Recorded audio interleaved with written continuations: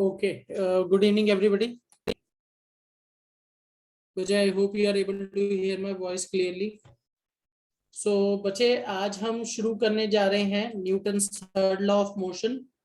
अपनी previous class में बच्चे हमने Newton second law of motion कर लिया था और उससे रिलेटेड बच्चे हमने फोर्स का कॉन्सेप्ट, कुछ न्यूमेरिकल्स किए थे। Then we also talked about impulse, application of impulse in a daily life. उसके कुछ इंटरेस्टिंग एग्जांपल्स हमने लिए थे। जैसे बच्चे अगर हम कभी भी हाई जंपर को देखें या लॉन्ग जंपर को देखें, they are always allowed to land on a soft surface, cushion पे या सैंड पिट में, ताकि उन्हें कम लगे। या जैसे अगर हम किसी फील्डर को देखते हैं, क्रिकेटर को देखते हैं, तो वो क्या करता है, they pull their hands back while catching a ball. It is just to increase the time. ये टाइम को क्या करता है, इंक्रीज करने के लिए होता है, ताकि उससे मोमेंटम जो है, जो मोमेंटम चेंज है वो ज्यादा टाइम में हो, तो उससे जो फोर्स लगेगी हाथ पे वो कम हो जाएगी। So this is how we discussed various examples related to impulse. तो आज हम बच्चे नेक्स्ट करेंगे जो हमारा नेक्स्ट लॉ ऑफ मोशन है, third law of motion, Newton's third law of motion. It is also known as law of action and reaction. सबसे पहले इसकी स्टेटमेंट लिखेंगे, उसके बाद इसकी कुछ एप्लीकेशंस हैं उनको देखेंगे। Newton's third law of motion, Newton's third law of motion.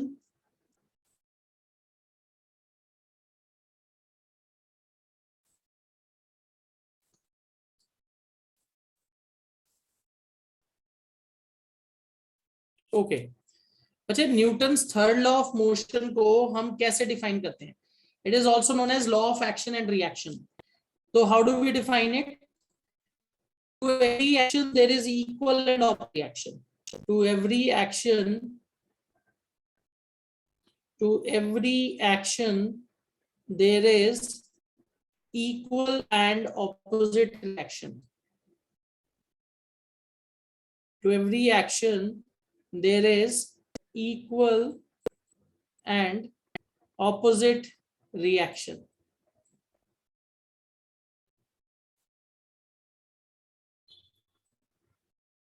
Okay अगर आप किसी भी ऑब्जेक्ट पे कोई एक्शन फोर्स लगाओगे,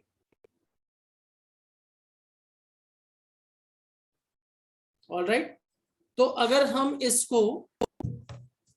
इसको अपने किसी डेली लाइफ के उसमें देखें, ऑब्जर्वेशन में, तो बच्चे this is something which is very common. To every action there is equal and opposite reaction.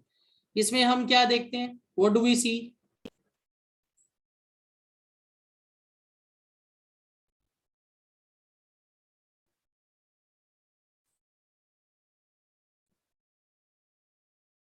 Okay तो इसके अंदर क्या हो रहा है, व्हाट आर वी सीइंग, कि जब आप किसी भी ऑब्जेक्ट के ऊपर कोई फोर्स लगा रहे हो तो उसका इक्वल एंड ऑपोजिट रिएक्शन क्या होगा, आपके ऊपर एग्जर्ट होगा। ऑलराइट, इसके लिए बच्चे मैंने आपको एक इंटरेस्टिंग एग्जांपल दिया था जब हमने ये पहली बार लॉ पढ़ा था in our previous classes. Let's say you have a table, आपके पास एक टेबल है। I just draw the table for you, change the colour. Okay, let's say this is our table. एक टेबल है आपके पास। अब अच्छा, इस टेबल के ऊपर हमने एक बुक रखी है, इस टेबल के ऊपर हमने एक बुक प्लेस की है, we placed a book, or you can say, एक minute, just a moment, let me draw a large box. Okay, let's say a box is placed on the table. अब अच्छा, if we look at the action and reaction pair, जो box का wait है बच्चे, जो box का wait है, it is acting downwards on the table. Okay, जो बॉक्स का वेट है वो टेबल पे एक्ट कर रहा है। I'll just write it here. Weight is equal to mg. All right, weight is equal to mg. जो बॉक्स का वेट है वो टेबल पे एक्ट कर रहा है, और बच्चे बिल्कुल इसके equal and opposite force. Table क्या कर रहा है, बॉक्स के ऊपर क्या कर रहा है, एक्सर्ट कर रहा है, और इस फोर्स को हम कहते हैं normal reaction. What is this force exerted by table on the book? Known as, this is known as normal reaction. ये दोनों इक्वल एंड ऑपोजिट है। Okay, normal reaction, alright, equal and opposite. अब अच्छा यहाँ क्वेश्चन ये arise करता है कि अगर इक्वल एंड ऑपोजिट हैं तो ये एक दूसरे को कैंसल आउट क्यों नहीं कर देते, नेट फोर्स जीरो क्यों नहीं हो जाती? तो बच्चे इसके पीछे एक बहुत सिंपल सा आंसर है, they are acting on opposite objects. Box जो अपना वेट है किस पे एक्सर्ट कर रहा है, टेबल पे, और टेबल जो नॉर्मल रिएक्शन है किस पे एक्सर्ट कर रहा है, बॉक्स पे। तो ये दोनों फोर्सेस जो हैं पेयर्स में ऑपोजिट ऑब्जेक्ट्स के ऊपर एक्ट कर रही हैं, and this is the reason they are not cancelling each other out. ये दोनों फोर्सेस एक ऑब्जेक्ट पे नहीं लग रही, they are acting on different objects. As a result what is happening, इसकी वजह से क्या हो रहा है, ये दोनों एक दूसरे को कैंसल आउट नहीं करती। Okay, so they are acting, the action and reaction pair, the action and reaction pair, the action and reaction pair act on opposite objects, the action and reaction pair act on opposite objects, या opposite की जगह लिखो on two different objects, opposite थोड़ा गलत word हो जाएगा, let's say they act on two different objects, on two different objects, therefore they do not cancel each other out. Object, therefore they do not cancel each other out. All right, therefore they do not cancel each other out. The action and reaction pair, they act on two different, therefore they do not cancel each other. अब आप बोलोगे कि action reaction हम कहाँ देखते हैं बच्चे, when we are walking on earth, जब अर्थ के ऊपर वॉक करते हैं तो हम क्या करते हैं, we push the earth backwards with our feet, और अर्थ हमें क्या करती है, फॉरवर्ड डायरेक्शन में पुश करती है, and this is the reason we are able to walk. Okay, तो एक्शन रिएक्शन पेयर का ये एक बहुत ही इंटरेस्टिंग एग्जांपल है। ऑलराइट, व्हेन वी वॉक, जब हम वॉक करते हैं तो क्या होता है, when we walk, when we walk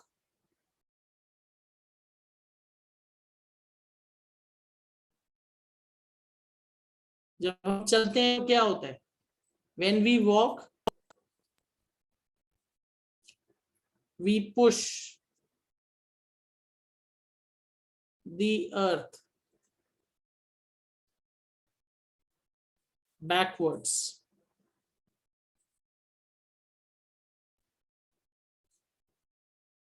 ठीक है, तो हम क्या करते हैं बच्चे, हम अर्थ को बैकवर्ड्स पुश करते हैं। अब आपको ये सुनने में बात बहुत अजीब लगेगी कि अर्थ को कैसे हम पुश करते हैं, अर्थ तो मूव नहीं करती।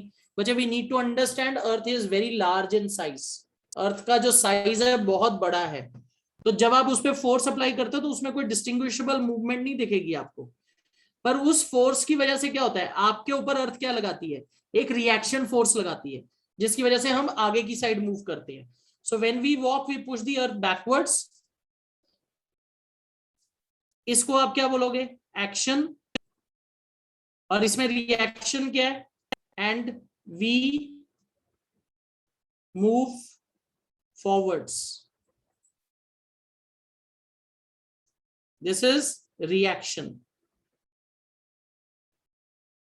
ऑलराइट, तो आपको बचे एमसीक्यूज में ये भी पूछा जा सकता है, या असर्शन रीजन में, कि इसमें असर्शन रीजन अगर आ गया कि इसमें एक्शन क्या है और रिएक्शन क्या है, तो you will need to identify.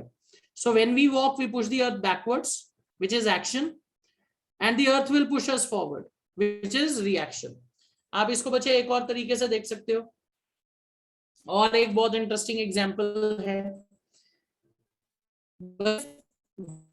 Balloon, आप एक बलून में एयर फिल करो, उसके बाद उस बलून को छोड़ दो, what happens, air will rush out from the balloon, पीछे की साइड एयर रश आउट करेगी और आपका बलून किधर मूव करेगा, your balloon will move forward. Okay, again a very interesting example. Okay, when a balloon जब आप एक बलून को जो एयर के साथ फिल्ड है, when A balloon filled with air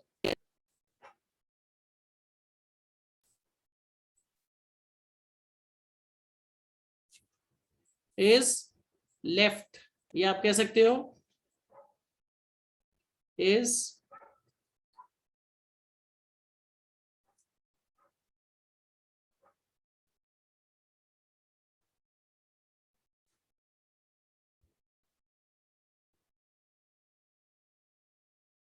या आप इसको ऐसे लिखो बच्चे, when a balloon filled with air is allowed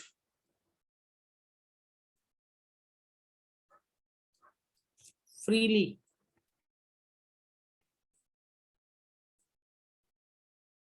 to move, तो क्या होगा, air rashes out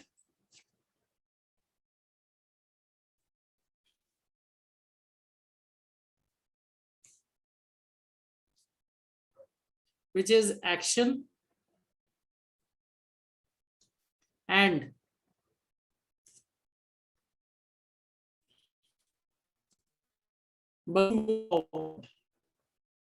balloon moves forward,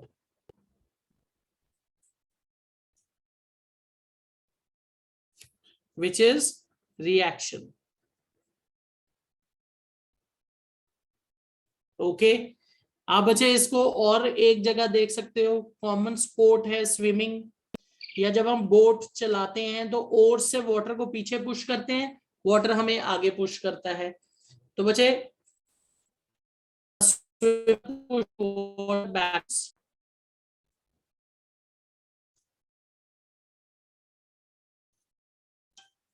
a swimmer pushes the water backwards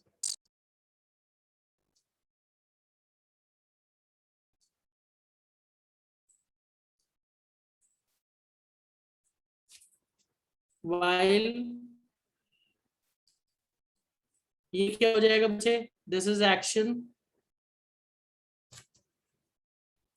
and as a result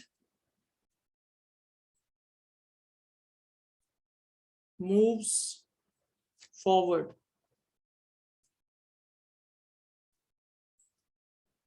due to water। तो बच्चे इसको हम क्या कहेंगे, रिएक्शन। ऑलराइट, तो बच्चे अगर मैं ऐसे एग्जाम्पल देने लग जाऊं तो बहुत सारे एग्जाम्पल हमें एक्शन रिएक्शन पेयर में दिखते हैं।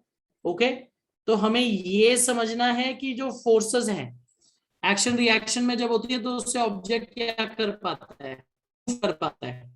अगर बच्चे हम रॉकेट को देखें, थोड़े टाइम के बाद दिवाली आएगी and will all burn explosives, तो उसमें अगर हम रॉकेट को बर्न करते हैं तो पीछे गैसेस पीछे निकलती हैं, हॉट गैसेस, जिससे रॉकेट को क्या मिलता है, फोर्स मिलता है एंड इट मूव्स फॉरवर्ड। अगर आप बच्चे स्पेस में भी देखें जब रॉकेट जाता है तो large amount of gases they burn out and they rush from the bottom, और जब वो नीचे की साइड गैसेस जोर से निकलती हैं फोर्स के साथ, तो बच्चे उससे रिएक्शन क्या होता है, the rocket is pushed upwards. So these are some of very interesting examples. एक और बच्चे इसमें एग्जांपल आप लिख सकते हो, ये भी एक कॉमन एग्जांपल है, जैसे अगर आप बोट के ऊपर खड़े हो and that boat is tied in water, पानी में उसको बांधा हुआ है, अगर आप बच्चे बोट से जंप करो तो what is going to happen, आप बोट को पीछे पुश करोगे तो बोट पीछे मूव करेगी, और उसका रिएक्शन क्या है, आप आगे की साइड जंप करोगे। Alright, so these are action reactions, very interesting examples, ये आपको याद होना चाहिए। अगर आप बच्चे बर्ड्स की बात करो उसमें भी एक्शन रिएक्शन है। बर्ड्स क्या करती हैं, they push down air, air को वो नीचे पुश करती हैं अपने विंग्स की हेल्प से, तो उनको बच्चे थ्रस्ट मिलती है ऊपर जाने की। ऑलराइट, उनको फोर्स मिलती है ऊपर जाने की, तो एक्शन रिएक्शन पेयर बन गया। With help of wings the birds will push the air downwards, और जो एयर नीचे पुश है उससे क्या होगा, नॉर्मल रिएक्शन उनको क्या मिलेगा, या आप कह सकते हो अपवर्ड रिएक्शन पेयर उन्हें क्या मिलेगा, थ्रस्ट मिलेगी, जिससे वो आगे की साइड मूव कर सकते हैं या ऊपर की साइड मूव कर सकते हैं। ठीक है, I hope this is clear to everybody, इसमें डाउट तो नहीं है, क्लियर एवरीबॉडी।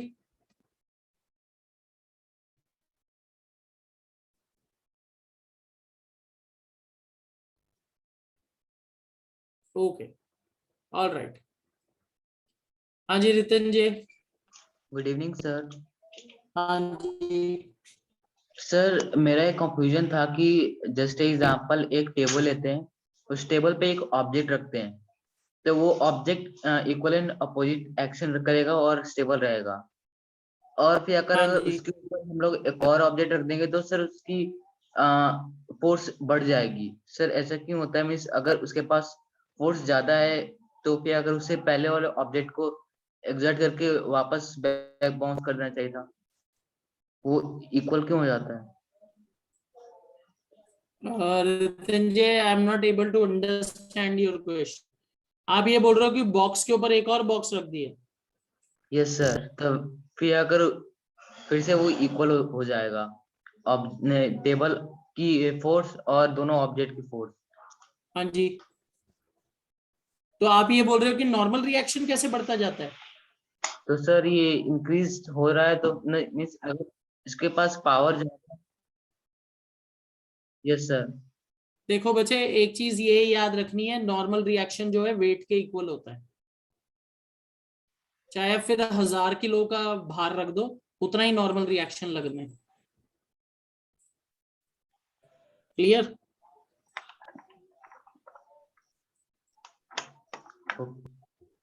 अगर आप 2 बॉक्स रख दोगे जिनका 100 किलो वेट है, यस सर, नॉर्मल रिएक्शन भी उतना ही मीन्स होगा, वो 200 किलो। रिस्पेक्टिव में बढ़ता रहेगा वो हमेशा। हाँ जी, नॉर्मल रिएक्शन बढ़ता जाएगा वेट के अकॉर्डिंग। सर बच्चे, अगर हम एक्शन रिएक्शन पेयर की बात कर रहे हैं, Newton third law of motion की बात कर रहे हैं, to every action there is equal and opposite reaction. तो हम ये थोड़ी कह सकते कि लाइट मास के ऊपर ही ये लॉ वैलिड है, हैवी मास के ऊपर ये वैलिड नहीं है। ऐसा तो है ही नहीं, दे आर यूनिवर्सल लॉज। तो अगर 500 किलो का बॉक्स रखोगे, उसका मास जितना होगा उतना ही नॉर्मल रिएक्शन लगेगा, equal and opposite. Clear? Okay sir. अगर आप एक बॉक्स के ऊपर दूसरा बॉक्स रखोगे, तो पहला वाला बॉक्स दूसरे बॉक्स पे वेट एक्सर्ट कर रहा है, और जो दूसरा बॉक्स है वो नॉर्मल रिएक्शन किस पे एक्सर्ट करेगा? पहले बॉक्स पे। और जो दोनों बॉक्स हैं, उसमें से जो नीचे वाला बॉक्स का सरफेस कांटेक्ट में है टेबल के साथ, वो क्या करेगा? अपना वेट टोटल जो है इक्वलेंट टेबल पे एक्सर्ट करेगा, और टेबल वापस इक्वलेंट नॉर्मल रिएक्शन पे एक्सर्ट करेगा उतना वेट। बॉक्स के ऊपर बॉक्स नहीं है, बॉक्स के साइड में बॉक्स है। बॉक्स के साइड में बॉक्स है, तो उससे क्या यस फर्क पड़ रहा है? वो भी तो कांटेक्ट में है ना टेबल के। Yes sir. तो वो नॉर्मल रिएक्शन एक्सर्ट करेगा टेबल उस पे, उसके वेट के अकॉर्डिंग। ओके तो सर पहले मतलब अगर हम लोग पहला ऑब्जेक्ट निकाल दें तो सर उसके पास जब ज्यादा फोर्स है तो फिर अगर वो फोर्स फर्स्ट वाले में क्यों नहीं लगाता? बेटा, आप किस तरीके से सोच रहे हो? इस टेबल लिविंग और नॉन लिविंग? टेबल लिविंग है कि नॉन लिविंग है? Ritanjay, Ritanjay, hello sir. बेटा टेबल लिविंग है कि नॉन लिविंग है?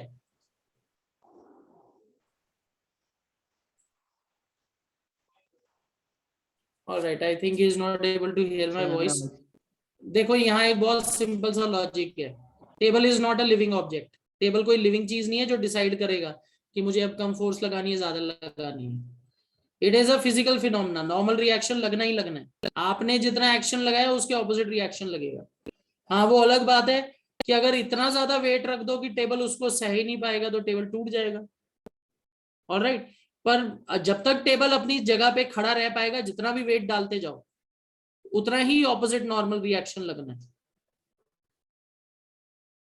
ठीक है, I hope that clears his point. तो ऐसा कुछ नहीं है कि वो थक जाएगा, या ऐसा कुछ तो है ही नहीं।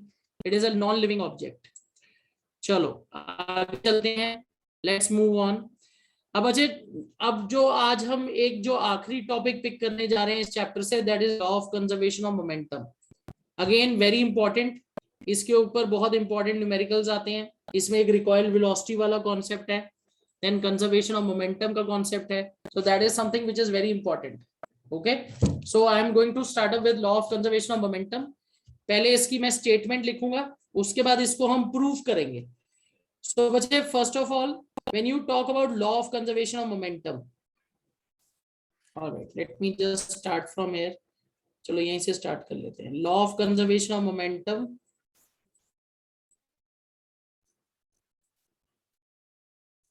वी नीड टू रिमेंबर, यहां हम एक सिस्टम की बात करेंगे जो आइसोलेटेड है। So law of conservation of momentum, system of objects which is isolated.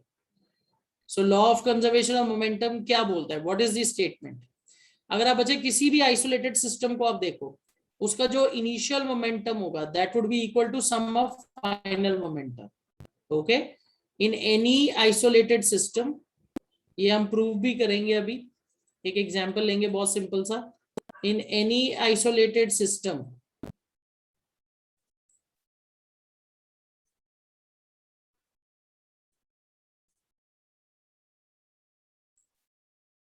in any isolated system, the sum of initial momentum, the sum of initial momentum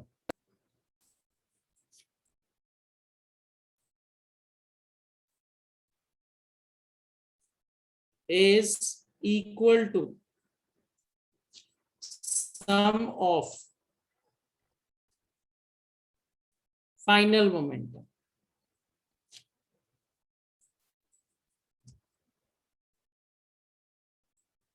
alright, अगर बच्चे आपके पास कोई भी आइसोलेटेड सिस्टम है तो उसमें जो सम ऑफ इनिशियल मोमेंटम है वो किसके इक्वल होता है, सम ऑफ फाइनल मोमेंटम।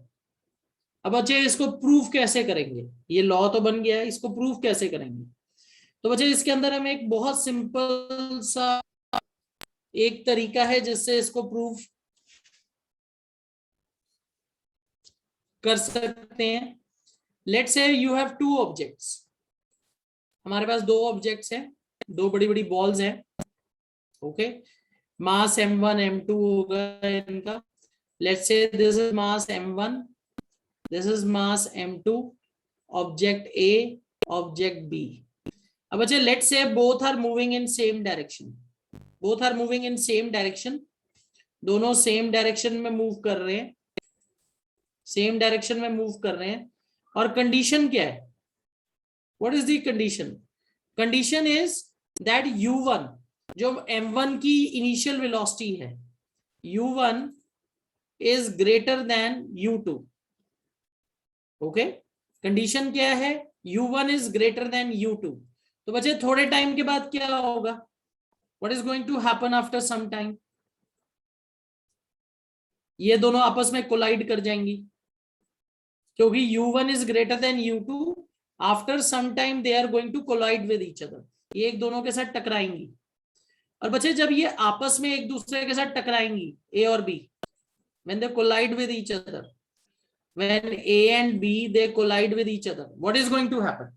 क्या होगा फिर बच्चे, जब इनका collision होगा ना, तो A B के ऊपर फोर्स लगाएगी और B A पे फोर्स लगाएगी, equal and opposite. And let's say this collision occurs for time t. So what is going to happen?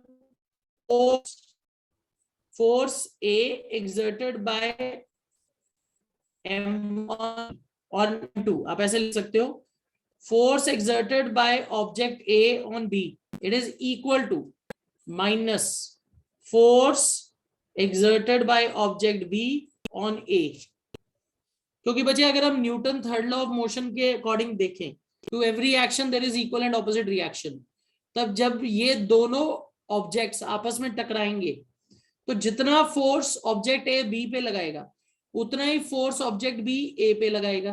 तो I can write F A B is equal to minus F B A, and let's say this collision occurs for time T. और बच्चे जब इनकी टक्कर होगी तो दोनों की वेलोसिटी भी चेंज हो जाएगी। सो लेट्स से m1 की वेलोसिटी हो गई अब v1 और m2 की वेलोसिटी हो गई v2। ऑलराइट, तो बच्चे अकॉर्डिंग दिस सिचुएशन हम क्या कर सकते हैं, हम law of conservation of momentum को प्रूव कर सकते हैं, हम law of conservation of momentum को प्रूव कर सकते हैं। अब बच्चे how will you calculate force exerted by A on B? What you can do is you can calculate it by rate of change of momentum. बच्चे we know F is proportional to rate of change of momentum.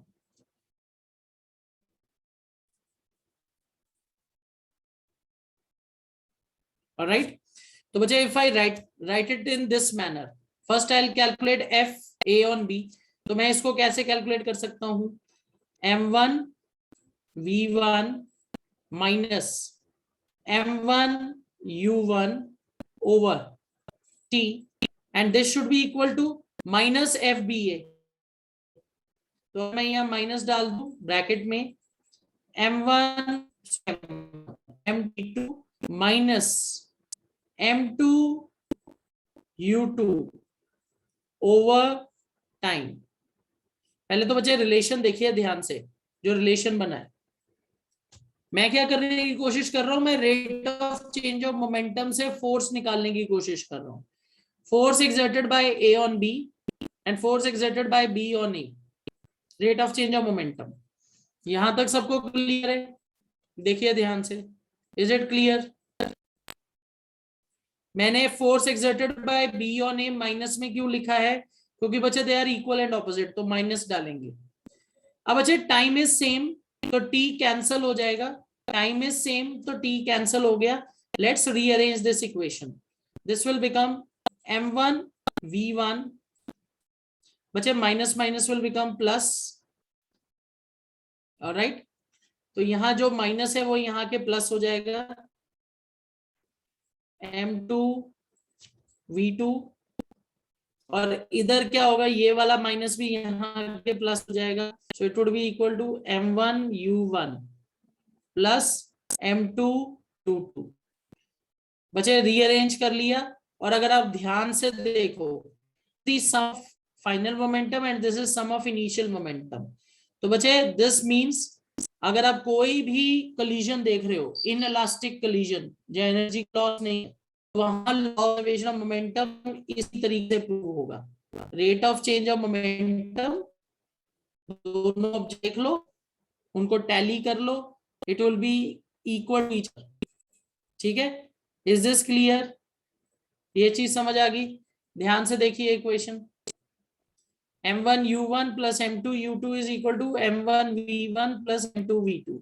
बच्चे this proves कि आपका जो initial momentum है that is equal to sum of final momentum. So this is how you will prove it. All right. अब बच्चे इसके ऊपर based हमें कुछ न्यूमेरिकल्स करने हैं. So I'll be quickly starting up with velocity. Recoil velocity के साथ मैं स्टार्ट करूंगा. तो इसमें सबसे पहले मैं बच्चे क्वेश्चन लेने जा रहा हूं गन का. Very interesting case. ओके, देखते हैं कि कैसे ये क्वेश्चन हम सॉल्व करेंगे. Question 1, let's say a gun of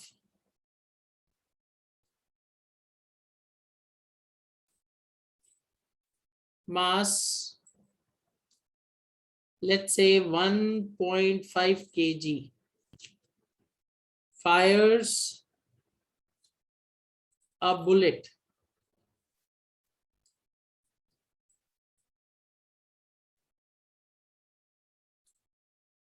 of 2 grams with velocity of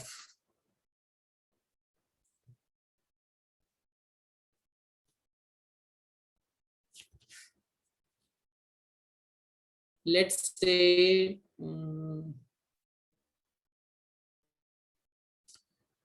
54%.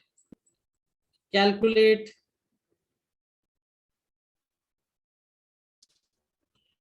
recoil velocity.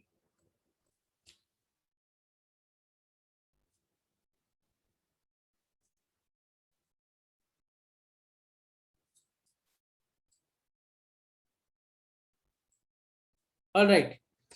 बच्चे इन दिस क्वेश्चन ऑल्सो अगर आप ध्यान से देखोगे, एक्शन है. आपने ट्रिगर खींचा तो उसकी वजह से क्या होगा? बुलेट जो है आगे फायर होगी और उसका रिएक्शन क्या होगा? The gun will be pushed backwards. आपने बच्चे ये कैनन के अंदर भी देखा होगा, जैसे तोप होती है, टैंक होता है, when they fire there fire their you can say missile, or when they launch a grenade or something, what happens? जो ग्रेनेड है आगे जाएगा and they'll move backwards. So that is recoil velocity. चलो let's see how we'll do this question. ये question कैसे करेंगे? Alright, तो बच्चे इसके अंदर आपको दिया हुआ है गन का मास ऑफ गन.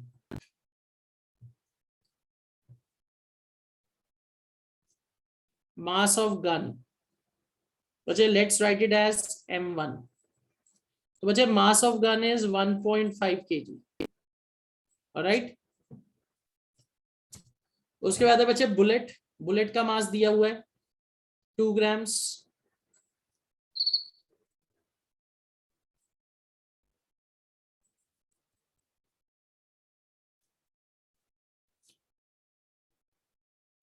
बच्चे ऑलवेज रिमेंबर आपको इसको केजी में कन्वर्ट करना है, क्योंकि बच्चे स्टैंड फॉर्म में केजी मीटर पर सेकंड बनना है, तो आप इसको 1000 से डिवाइड करोगे. ऑलराइट, तो उसके वजह इनिशियल वेलोसिटी देखो. Initial velocity of the system, what is the initial velocity of system?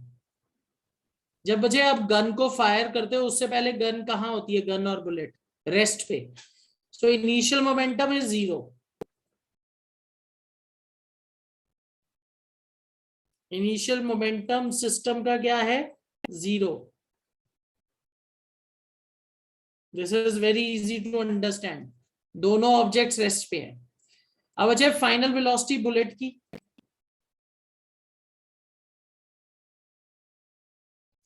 या वेलोसिटी ऑफ गन लिख सकते हो बच्चे, क्योंकि हमने मास ऑफ गन m1 लिखा है, तो रिकॉइल वेलोसिटी गन की इसको v1 लिखो.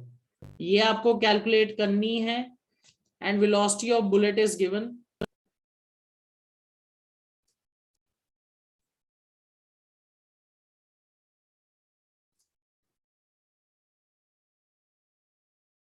वेलोसिटी ऑफ बुलेट कितनी है? 54%. अच्छा, can we do this question? क्या इस क्वेश्चन को कर सकते हैं? तो हमें याद रखना है law of conservation of momentum. Sum of initial momentum is equal to sum of final momentum. But what is interesting is initial momentum is 0, so that should be equal to m1 v1 plus m2 v2. इसके equal होना चाहिए. यही relation बनेगा, क्योंकि बच्चे initial momentum 0 है, तो that should be equal to m1 v1 plus m2 v2. Values put करके आप इजीली आंसर निकाल सकते हैं आप. तो बच्चे मुझे वेलोसिटी ऑफ गन निकालनी है, तो m1 v1 उधर ले जाओ, या आप इसको इधर ले आओ. Minus v1 is equal to m2 v2 by m1. चलो, अब आप इजीली फाइंड कर पाओगे. ये आपका रिलेशन बन गया. रिकॉइल वेलोसिटी ऑफ गन निकालनी है. नेगेटिव में साइन आ गया है. नेगेटिव में क्यों आया है बच्चे? क्योंकि बुलेट के ऑपोजिट गन मूव करेगी. करके देखिए सॉल्व. वैल्यूज पुट करिए. मास of gun is 1.5 kg.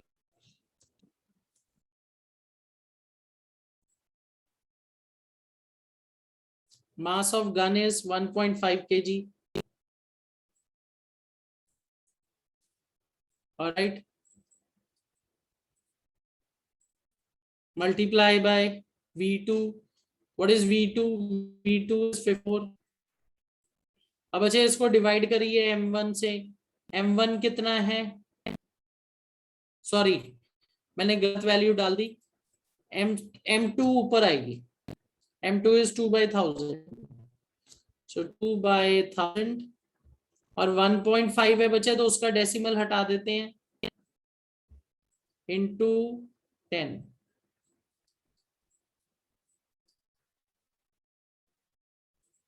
Okay, इसको सॉल्व देखिए कैसे आता है. Solve this out. -40,500 मीटर पर सेकेंड. अरे बाप रे, इतना ज्यादा.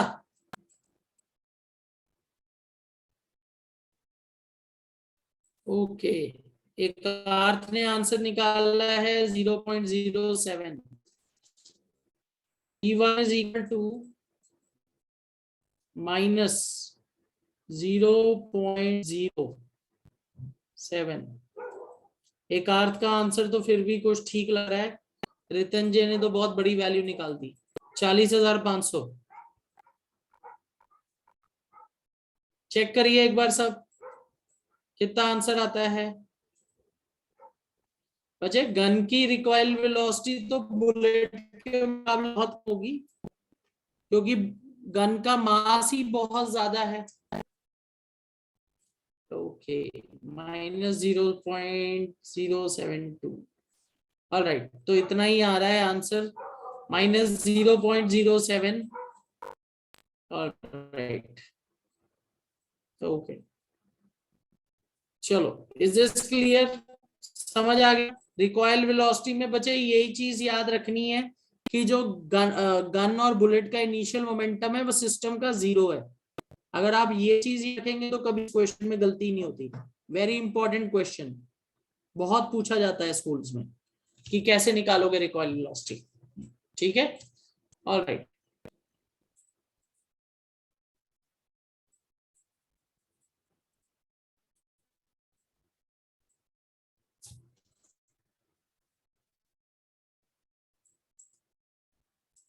हाँ जी रितंजय।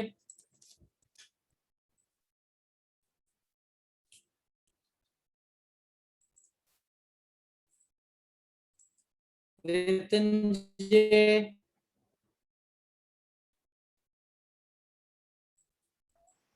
Good evening I think sir. Not able to hear my voice. हाँ जी। Yes sir. सर मेरा डाउट था कि जो आपने ऊपर क्वेश्चन लिखा था सर, उस क्वेश्चन में सर मुझे प्रॉब्लम ये आती है कि मास की दे रखी होती है और एक ही वेलोसिटी होता है कि वो वेलोसिटी से कैसे जज करते हैं?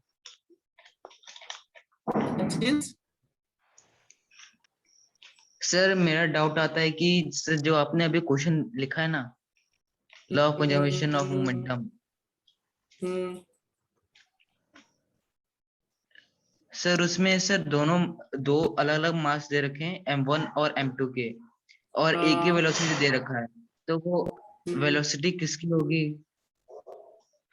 क्वेश्चन ध्यान से पढ़ो। A gun of mass question में 1.5। देखो रियल वेलोसिटी ऑफ गन पूछा है ना, यस सर। तो क्लियर हो गया बिल्कुल ही कि बुलेट को फायर किया है 54 मीटर पर सेकंड से।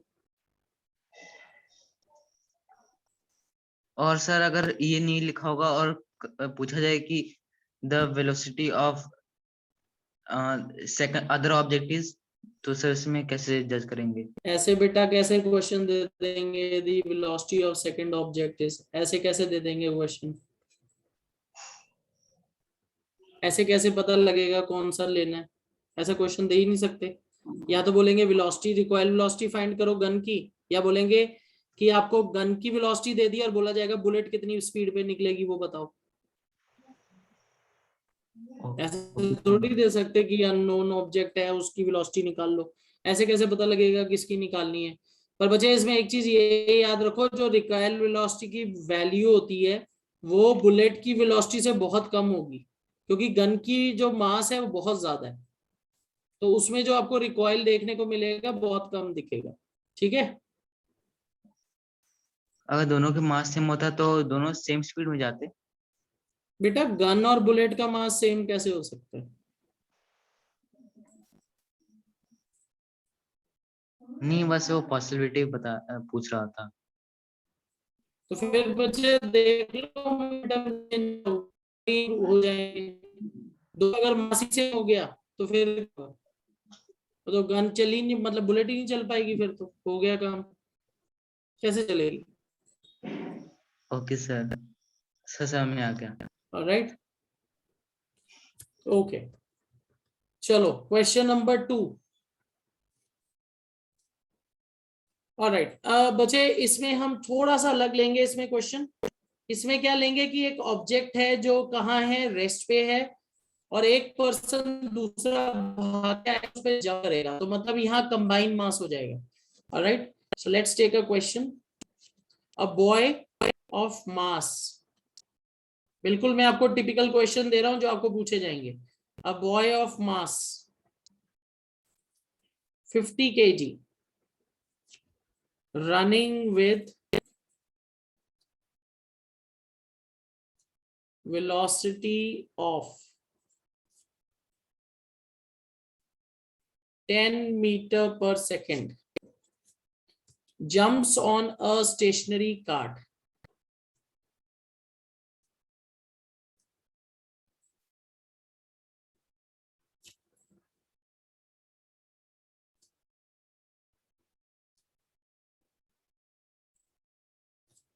Jump on a stationary cart of mass 5 kg. Calculate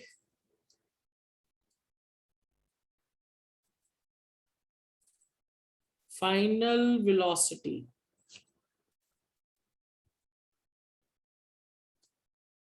of the system. तो बच्चे इस क्वेश्चन को पहले ध्यान से समझ लीजिए. इस क्वेश्चन में क्या है, एक बॉय है जो 50 kg का है. He comes running and he jumps on the cart which is stationary at rest. उसके बाद दोनों एक साथ मूव करते हैं, तो आपको दोनों का इकट्ठे एक साथ वेलोसिटी निकालनी है. तो बच्चे इसमें वेरिएबल को ध्यान से चूज करिएगा. तो इसको हम कैसे करेंगे, let's say the mass of boy m1, mass of boy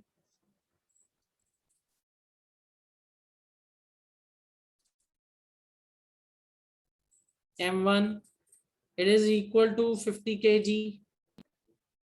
Then mass of, sorry, initial velocity of the boy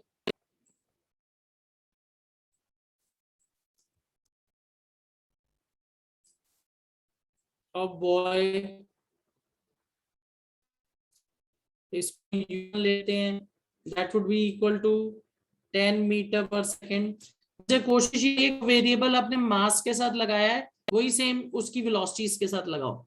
बच्चे क्या करते हैं, स्टूडेंट्स इसको उल्टा सीधा कर देते हैं, तो फिर कंफ्यूजन हो जाती है, गलत हो जाता है आंसर. तो u1 हो गया 10 मीटर पर second. Mass of cart, mass of cart, it is m2.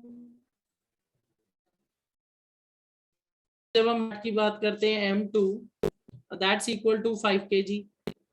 Alright, पर बच्चे जो इनिशियल वेलोसिटी थी कार्ट की, इनिशियल वेलोसिटी ऑफ कार्ट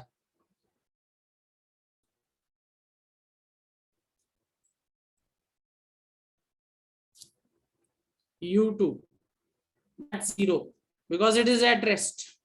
अब बच्चे जब बॉय इस कार्ट के ऊपर जंप करेगा तो दोनों का मास टोटल हो जाएगा, total mass of the system, या आप लिख सकते हो कंबाइंड मास.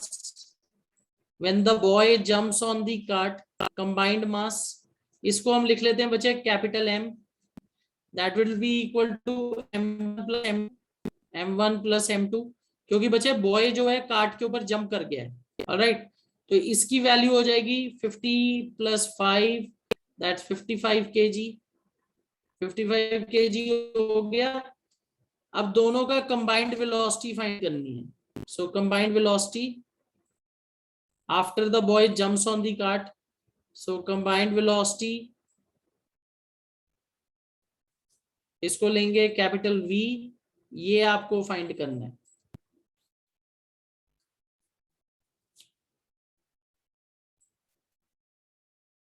ऑलराइट, तो बच्चे looking at the situation, sum of initial momentum should be equal to sum of final momentum.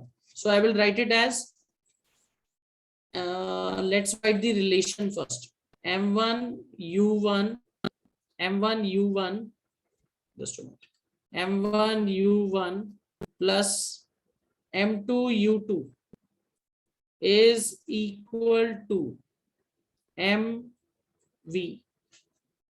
Sum of initial momentum is equal to sum of final momentum. You have to find combined velocity. बच्चे relation में values put करो, answer आ जाएगा m1 u1। बच्चे initial momentum of cart is 0, so 50 into 10, लड़का तो 50 kg का है और 10 की स्पीड से भाग रहा है, 50 यहां हो जाएगी वैल्यू इनिशियल मोमेंटम की 0, कंबाइंड की वैल्यू है 55 कैपिटल V। तो बच्चे अगर मैं इस हिसाब से देखूं, capital V is equal to 50 into 10 500 divided by 55, इसको 55 से डिवाइड कर दो। ऑलराइट, इसका आंसर क्या आएगा? रिता जी ने इसका आंसर दिया है 9.09। तो वो देख के ही पता लग रहा है कि 555 से तो अगर 10 करोगे तो 9.09। ओके, यही आंसर आना चाहिए।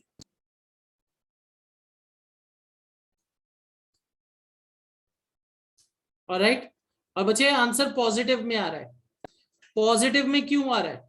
क्योंकि बच्चे बॉय ही भाग रहा था, कार्ट तो 0 है, उसकी इनिशियल वेलोसिटी क्या थी? 0। ऑलराइट, तो बच्चे जब बॉय क्या कर रहा है, when boy jumps on the cart, उनका कंबाइंड मास हो जाएगा, फिर दोनों की वेलोसिटी एक डायरेक्शन में ही होगी। ठीक है, इज दिस क्लियर? समझ आ गया ये?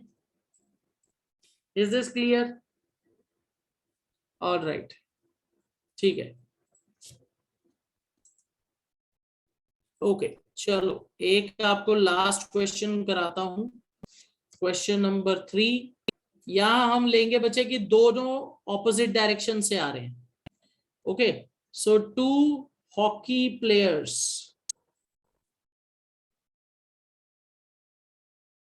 2 hockey players of mass 60 kg and 75 kg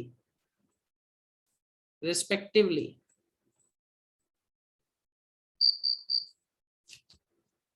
running with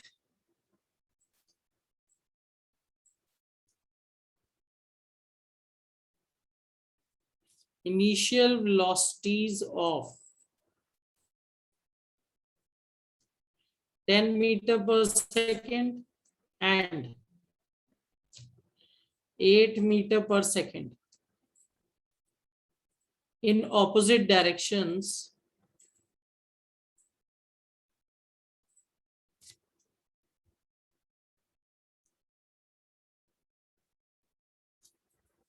collide with each other.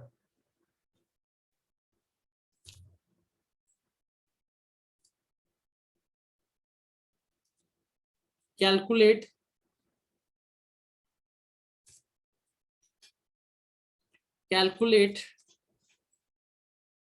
their final velocities if they move together.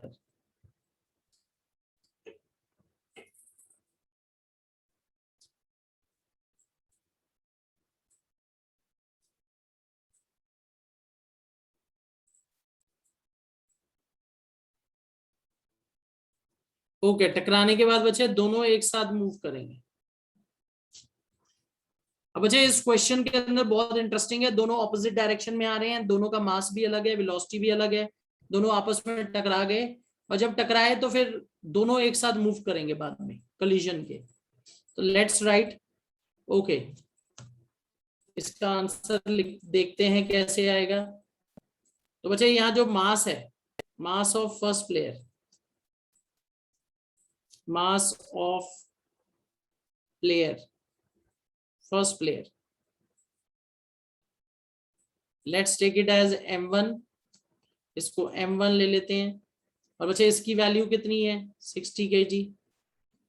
Similarly दूसरा जो प्लेयर है, mass of second player,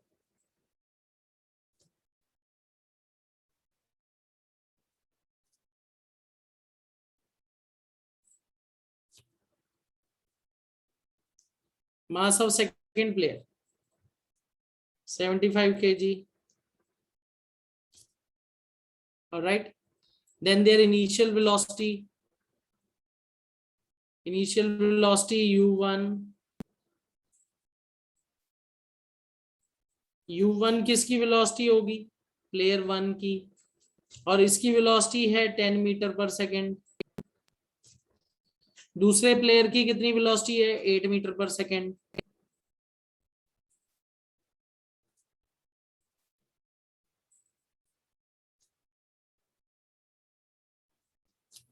eight metre पर second.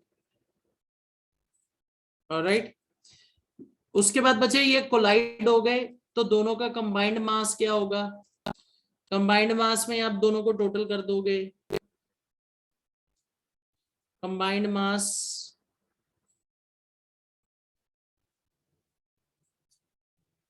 Capital M, that will be equal to 135 kg। दोनों आपस में टकरा गए, 135 kg। Alright, उसके बाद बचे फाइनल वेलोसिटी फाइंड करनी है आपने, final velocity that's equal to v, ये फाइंड करनी है। अब Ajay let's quickly write down the relation, sum of initial momentum is equal to sum of final momentum.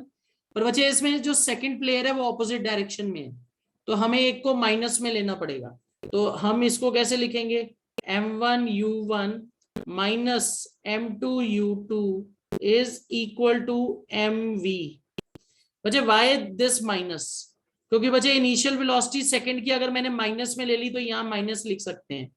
Is this clear, क्यों मैंने सेकंड को माइनस में लिया है, they are running in opposite directions. चलो if it's clear put the values, values put करिए बच्चे और आंसर निकालिए फटाफट। 60 इंटू 10 और यहां माइनस करेंगे, what is m2, m2 is 75 into 8। अब बच्चे कंबाइंड मास निकाल ले, देखें capital M is 135 and V। तो बच्चे इसको अगर आप करके देखो, V is equal to 60 into 10 600, 75 minus 8 करो, सॉरी 75 इंटू 8,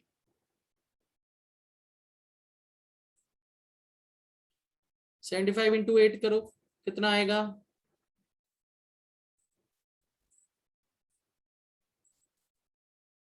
600।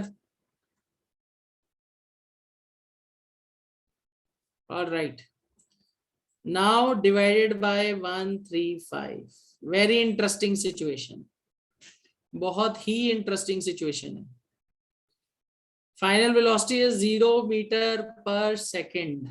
मैंने ऐसे सोचा नहीं था पर आंसर क्वेश्चन ही ऐसा बन गया, तो मतलब फाइनल वेलोसिटी 0 हो गई, दोनों रेस्ट पे आ जाएंगे।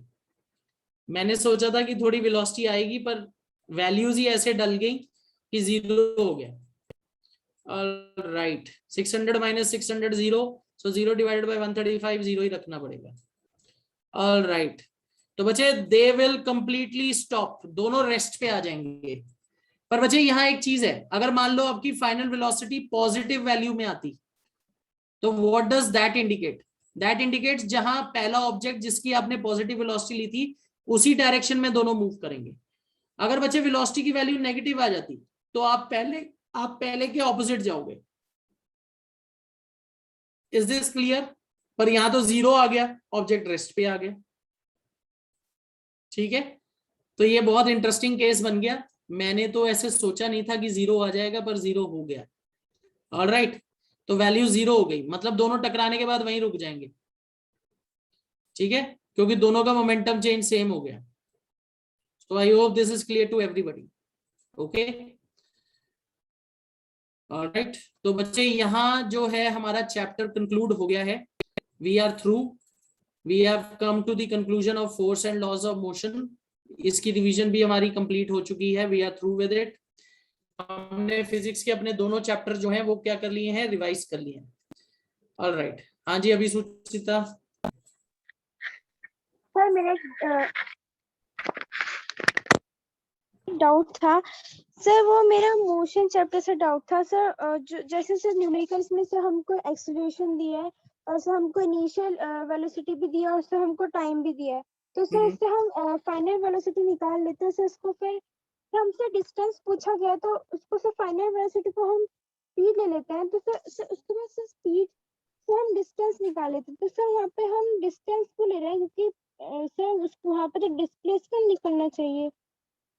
देखो बच्चे, ये वेलोसिटी से। आपको एक चीज ये समझनी है, आपके लेवल पे जब हम जैसे एक्सेलरेटेड मोशन की बात कर रहे हैं ना, तो एक्सेलरेटेड मोशन में यहाँ दो तीन चीजें हम मान लेते हैं, मान के चलते हैं। एक तो यूनिफॉर्म एक्सेलरेशन है, सेकेंडली हम ये मानेंगे कि ऑब्जेक्ट जो है स्ट्रेट लाइन में चल रहा है।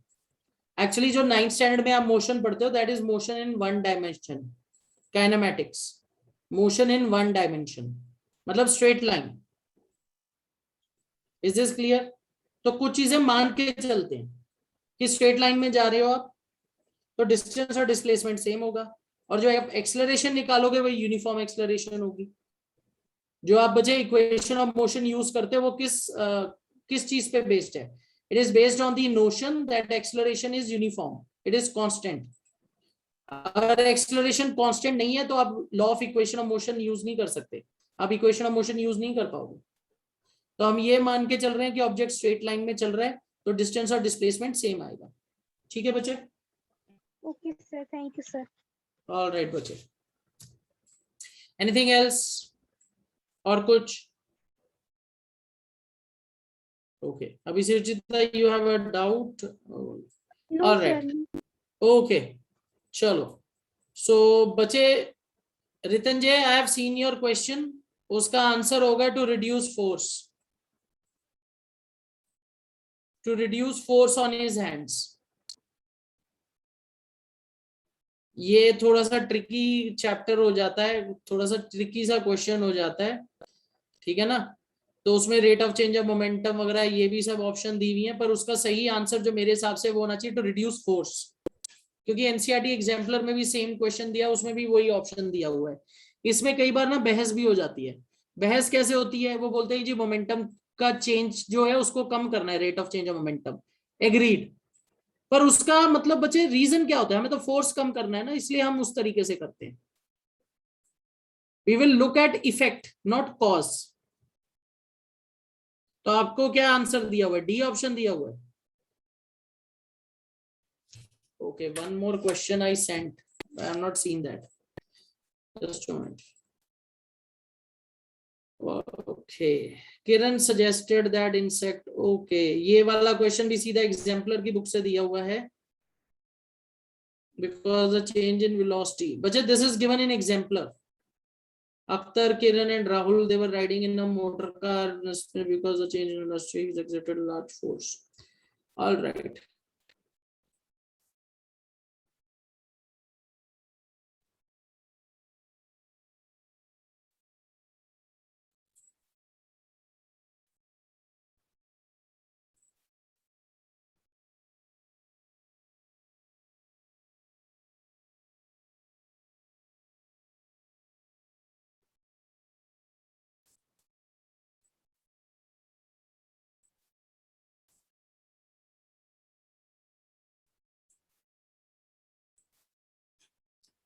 बच्चे देखो, इंसेक्ट का मास कम है, इंसेक्ट का मास कम है, कार का मास ज्यादा है। कार जो है बहुत हाई वेलोसिटी पे जा रही थी और इंसेक्ट उसकी शील्ड पे आके हिट हो गई, तो बच्चे उस पे इंपल्स का फोर्स बहुत ज्यादा लगा, राइट? तो बच्चे यहां हम कौन सा ऑप्शन, यहाँ तो डी ऑप्शन दिया हुआ है, all of them have given correct suggestion. आपने कौन सा ऑप्शन पिक किया था रितंजय? मोमेंटम तो कंजर्व होगा ही, momentum is conserved. Kiran's suggestion is incorrect as momentum is always conserved.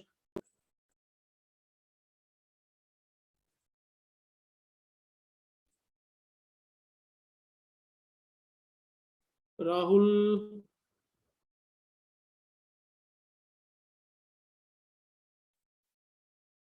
क्या ऑप्शन है? आई स्किप्ड, इट वाज ऑप्शनल। मुझे तो इसमें कोई भी सही ऑप्शन नहीं लग रहा, सबको इन्होंने बोला इनकरेक्ट इनकरेक्ट इनकरेक्ट, बाद में बोल दिया all of them have given correct. Just see it in exemplar, exemplar में इसका बच्चे एक्सप्लेनेशन दी हुई है, एक बार एग्जाम्पलर में देखो अपनी बुक में, पता नहीं ऑप्शन किस तरीके से दिए हुए हैं। हाँ जी अभी सुचिता बोलो बेटा। सर मेरा सर एक और डाउट था सर, वो मोशन चैप्टर से ही